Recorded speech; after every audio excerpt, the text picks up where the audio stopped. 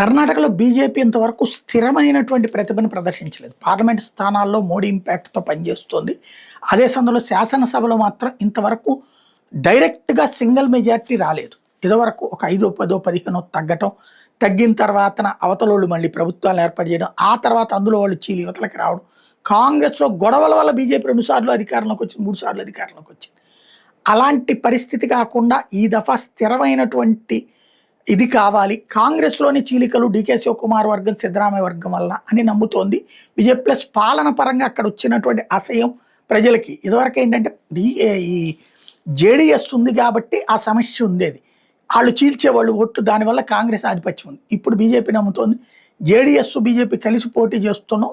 జేడీఎస్‌కి ఒక 25 సీట్లు ఇచ్చి మిగతాదంతా బీజేపీ పోటీ చేయాలని చూస్తోంది.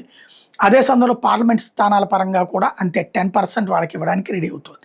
ఇది సక్రమంగా అయితే కనుక రాబోయేటటువంటి రోజుల్లో పెను మార్పులు చోటు చేసుకుంటాయి. కర్ణాటకలో బీజేపీ విజయం సాధ్యమైందంటే, ఎందుకంటే నెక్స్ట్ జరగబోయే దక్షిణాది రాష్ట్రాలు వెనుక అదే. దాని తర్వాత ఖచ్చితంగా తెలంగాణ మీద దృష్టి సారిస్తారు. తెలంగాణలో కనుక విజయం సాధించిందంటే ఆ తర్వాత ఏదైతే ఇక తమిళనాడు, కేరళన, ఆంధ్రాన అన్ని కథలు మారుతాయి.